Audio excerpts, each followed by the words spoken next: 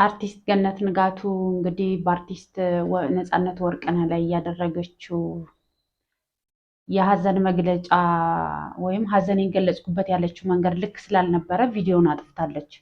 ቪዲዮ ማጥፋቱ ብቻ ሳይሆን ነውር እንደ ነውር ስለሆነ ለሌላ ጊዜ 2-3 ጊዜ አስቦ ነገሮችን ማስተካከል ጥሩ ነው። በተለይ ደግሞ እንደ ሙያ አጋር አርቲስት እንደመባል ለህዝብ የምትሰጡት፣ የምታስተላልፉት፣ የምታለማምዱት ነገር እያንዳንዱ ህዝብ ላይ ጫና ስላለው በተለይ ደግሞ እንደ አርቲስት ነፃነት ወርቅነህ ያለ ሰው ህዝብ የሚወደው የህዝብ ልጅ አይደለም። ማንም ሰው ቢሆን እንኳን ሞቶ እንደዚ አይነት ድራማ አስፈላጊ ስላልነበር ብዙ ሰው አስተያየት ሰጥቷል፣ እኔንም ጨምሮ። ልክ ስላልሆነ ሁላችንም ሟቾች ነን። እያንዳንዱ ሰው ቀኑን ሰዓቱን ጠብቆ ሀጅ ነው። ግን እዚህ ምድር እስካለን ድረስ እንግዳ ነን። እኛ እንግዶች ነን። ምድር ላይ እንስተናገዳለን። መቼ ተጣርተን እንደምንሄድ አናውቀውም። ስለዚህ እንኳን በሙያ አጋር እንኳን አርቲስት ለአርቲስት ሆኖ አይደለም እኛ በህዝብ ዘንድ እንኳን በቴሌቪዥን መስኮት የምናውቀው አዝነን ልባችን ተሰብሮ በጣም ያዘንበትን እሷ እንግዲህ ቀለል አድርጋ እንዳልሰማ እንዳላየ ሆና ጥቁር በጥቁር ለብሳ ካሜራ ደቅና ኮሜዲያን ደረጀን ደውላ ምን ተፈጥሮ ነው እንዴት ነው ጉበት ነው ምናምን ሲላት ፊቱ ተቀይሮ ያስታውቅ ነበር ምናምን አይነት አክቲንግ አሳይታ ብዙ ሰው ከፍቶ ታዝኖ በጣም ልክ እንዳልሆነች ተናግሯል፣ እኔንም ጨምሮ። እና እሷም እንግዲህ ያን ቪዲዮ አጥፍተዋለች። ልክ አይደለም። ከዚህ በኋላም ለሌላ ጊዜው በደንብ ማሰብ ጥሩ ነው። ቪዲዮ ስንሰራ አይደለም በምንም ሁኔታ እንኳን አርቲስት ሆኖ ማንም ሰው ቢሆን ስህተት ለመስራት እንዲህ ከመሯሯጥ በፊት ነገሮችን አስተውሎ ማድረግ መልካም ነው። እና አርቲስት ነፃነት ወርቅነህም ዛሬ እንግዲህ የቀብር ስነስርዓቱ ተፈጽሟል። ልጆቹ አሜሪካን ሀገር መጠው 3 ልጆቹ ባለቤቱ እንግዲህ መጠው ስርዓተ ቀብሩ ተፈጽሟል። ትላንት ሌሊት ነበር የመጡት። እንግዲህ አቀባበል ተደርጎላቸው ቀብሩ ላይ ተገኝተዋል። ልጁ የመጀመሪያ ልጁ ከተናገረው ነገር እንግዲህ ልቤን ነክቶታል እና በእንግሊዝኛ ነው ያወራው። ያው አሜሪካ ነገር ነው ያደጉት፣ የተወለዱትም እዛው ይመስለኛል፣ እርግጠኛ አይደለሁም። ግን ጥሩ ባል ጥሩ አባት ነበረ፣ ለእኛ እንደ መምህር ነው ብሎ እንግዲህ ለቅሶ እየተናነቀው ስለ አባቱ ትንሽ ቢሆን መግለጫ ሰጥቷል፣ ንግግር አድርጓል። እና እኔ ምን እንደምል አላውቅም። ልቤን የተነካው በእውነት ስለ አርቲስት ነፃነት ወርቅነህ ምንም ቢባል ገለጽ አይደለም። ግን ፈጣሪ እንግዲህ ነፍሱን በሰላም ትረፍ፣ ከደጋጎቹ ዘንድ ታሳርፈው ነፍሱን ነው የሚባለው። ሚስቱ እንግዲህ መጣ ከልጆቿ ጋር ብዙ እንትን ስትል አይቻለሁ እና አንዳንድ ሰው ከካሜራ ስትደበቅ አየናት ምናምን ብሎ አንዳንድ ነገር ሲዘዋወር አይቻለሁ እና ካሜራ ያስፈራል። ያው አሁን ላይ ደግሞ ሁሉ ነገር በካሜራ እይታ እየወጣ ሁሉም ሰው እንዲሆነ እንዲተፈጠረ እያለ ብዙ ነገር ስለምንሰነጥቅኛ ሚዲያ ላይ ያለን ሰዎች ያን ፍራቻ ይሆናል እና ሀዘን ላይ ያለን ሰው ብዙ እየተከታተል እንዲሆነ እንዲያሆነ ባንል ጥሩ ነው። ምክንያቱም የልጆቿን አባት ባሏን ነው ያጣችው። በዛ ላይ ደግሞ አሜሪካ ሀገር ሁና ነው እንደሞተ የሰማችው ያወቀችው። ከጎኑ አልነበረችም።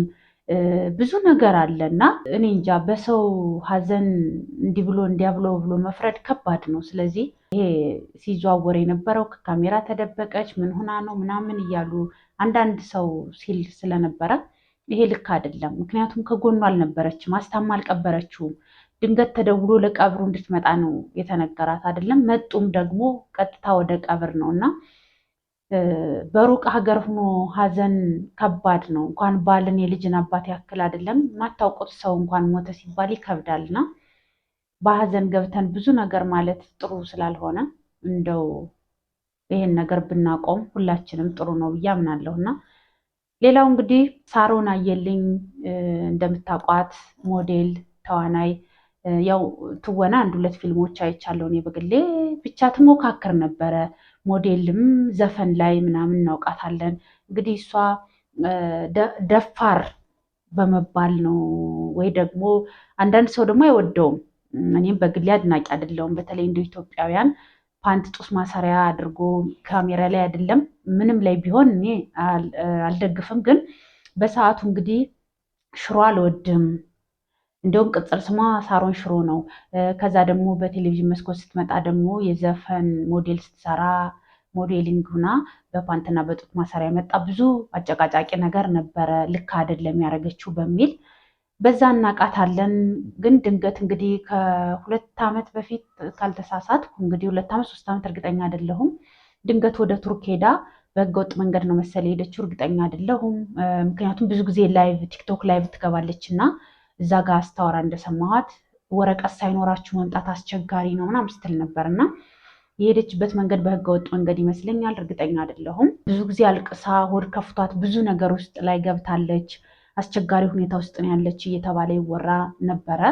አሁንም አስቸጋሪ ሁኔታ እንዳለች ያስታውቃል። ምክንያቱም ብዙ ጊዜ ቲክቶክ ላይቭ ላይ አንዳንዴ አያታለሁ እና ሆድ ብሷት በጣም ስታለቅስ አያታለሁ እና የሆነ የጸጸት ስሜት ውስጥ ያለች ይመስለኛል። ለምን መጣው ሀገሬ ላይ ሆኜ ሰርቼ ማስተካከል ችል ነበር። ሰው ደግሞ ክፋቱ ሀገርሽ ላይ እኮ ብትሰሪ ኑሮ የተሻለ ኑሮ ይኖርሽ ነበር። አሁን እዚህ ሄደሽ ቡቲክ ላይ እናይሻለን ተቀጥረሽ እንደዚህ ብለሽ ያለሽበት ሁኔታ ጥሩ አይደለም፣ ሌላ ህይወት ውስጥ ገብተሻል ይባላል፣ እንዴት ነው ምናምን እያሉ ያስጨንቋታል።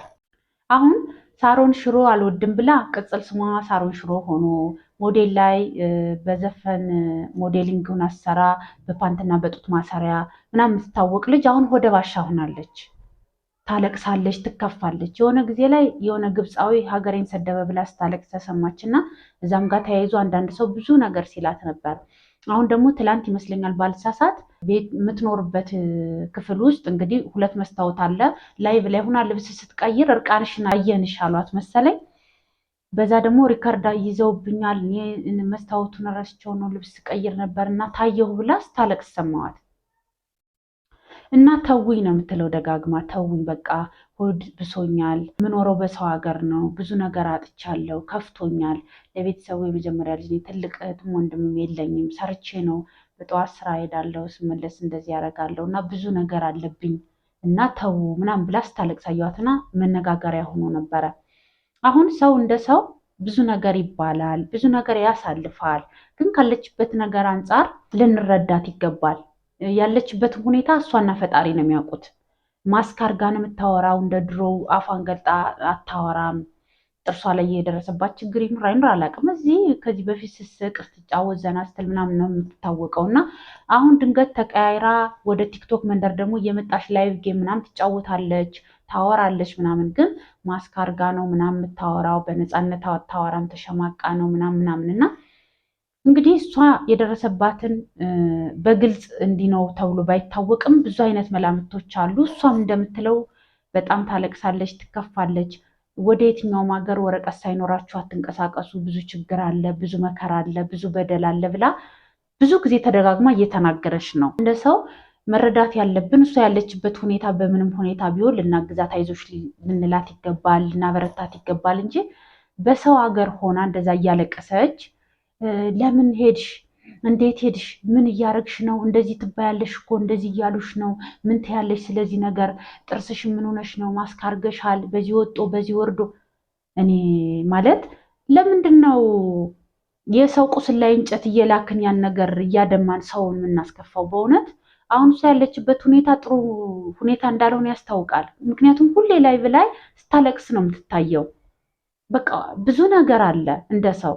ስለዚህ ልንረዳት፣ አይዞሽ ልንላት ይገባል እንጂ በሆኑ ባልሆነው አጓጉል ጥያቄዎች እየጠየቅን ባናሳቅቃት፣ ባናስቸግራት ጥሩ ነው። እውነት በጣም እኔ ያሳዘነችኝ፣ በእውነት በጣም ነው ያሳዘነችኝ። እንግዲህ ጆን ዳንኤል ጌመሩ ወይም ቲክታከሩ ከስር ከተፈታ በቅርብ ጊዜ ነው አይደለም? አሁን ወደ ጌሙ ተመልሶ ጌም እየተጫወተ ምናምን ነበረ። አሁን ደግሞ እሱ ራሱ ሆስፒታል ገብቶ የጭንቅላት እጢ ነው ምናምን ተብሏል ሲባል ነበረ።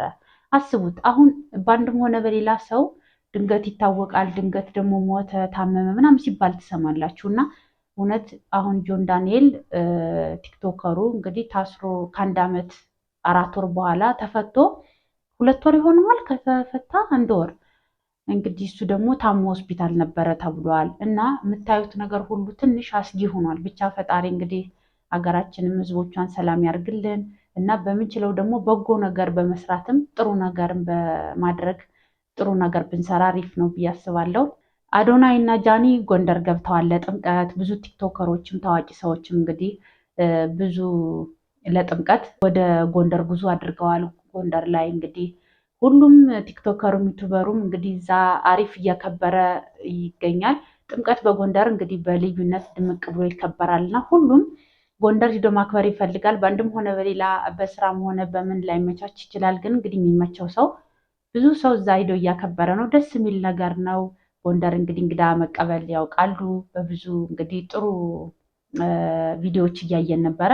በጥሩ እየተቀበሏቸው እያስተናገዷቸው አይተናል። ጥሩ ምሽቶችን ሲያሳልፉ ነበር ከትላንት ጀምሮ። እንግዲህ ሰሞኑን ያው ጥምቀትም ስለሆነ እንደ ጥምቀት መዳረሻ ጎንደር ደግሞ በጥምቀት በልዩነት ትታወቃለች። ደስ የሚል ነገር ነው። እንግዲህ ሁላችንም እንኳን ለ2018 የጥምቀት በዓል አደረሰን እያልኩኝ አንተንም እንኳን አደረሳችሁ እንኳን አደረሰን። ስለምትከታተሉኝ አመሰግናለሁ። ላይክ ሰብስክራይብ በማድረግ ቤተሰብ ሁኑ። እንግዲህ በሌላ ፕሮግራም እስክንገናኝ ደህና ደሩ።